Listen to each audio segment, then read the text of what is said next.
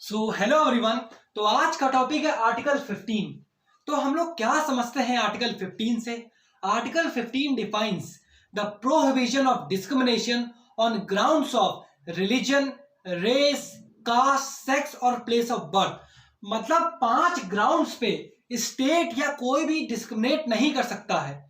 कौन कौन से ग्राउंड्स है?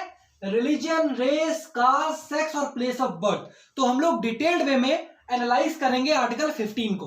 तो 15 क्लॉज 1 5 ग्राउंड्स बताता है जिससे कि स्टेट डिस्क्रिमिनेट नहीं कर सकता, स्टेट या कोई और individual. Religion, race, caste, sex और प्लेस ऑफ बर्थ।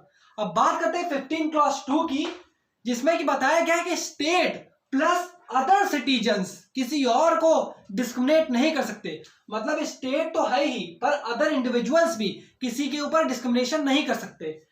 15 क्लॉज 3 बात करता है कि state can make special provisions for women and children. मतलब स्टेट के पास पावर है कि वो स्पेशल प्रोविजंस बना सकता है वुमेन के लिए और चिल्ड्रन के लिए। एग्जांपल के तौर पर है child labour act of 1986।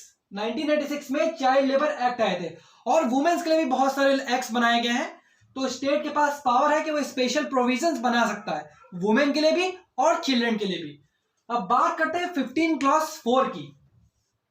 15 clause 4 बात करता है कि स्टेट जो है, स्टेट के पास पावर है कि वो बैकवर्ड क्लासेस के लिए लॉज बना सकता है, स्पेशल प्रोविजंस बना सकता है।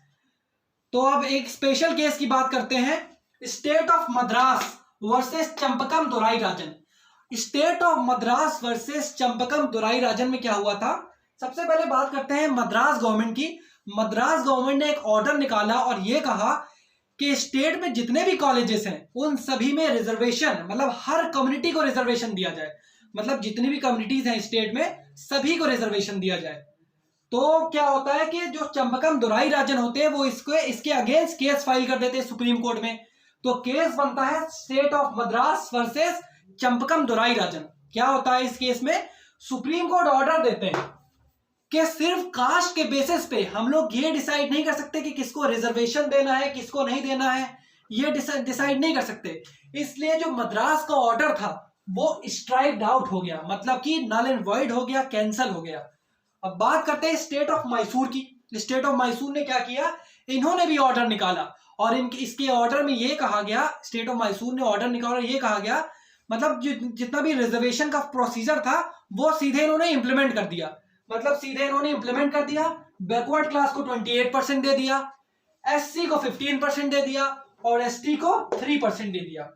तो ये इसको भी चैलेंज करते हैं बालाजी। तो Balaji versus state of Mysore बनता है और सुप्रीम कोर्ट क्या ऑर्डर देते हैं? सुप्रीम कोर्ट क्या मैसूर ऑर्डर को क्वाश कर देते हैं, यानी कि नल एंड वॉइड कर देते हैं और ये कहते हैं कि कास्ट डोमिनेंट टेस्ट नहीं हो सकता किसी भी बैकवर्ड क्लास को बताने के लिए, यानी किसी भी बैकवर्ड क्लास को डिफाइन करने के लिए। मतलब इस जो कास्ट है वो डोमिनेंट टेस्ट नहीं हो सकता बैकवर्ड क्लास को बताने के लिए, यानी कि उसको डिफाइन करने के लिए। लास्ट क्लॉज की बात करते हैं 15 क्लॉज 5। 15 क्लॉज 5 इसमें बात होती है कि रिजर्वेशन प्राइवेट इंस्टीट्यूशंस में भी मिल सकती है, यानी कि एडेड और अनएडेड स्कूल्स में या कोई भी एजुकेशन इंस्टीट्यूशन हो सकता है उसमें मिल सकती है। 15 क्लॉज 5 बात करता है reservation in the private institutions, aided और अनएडेड।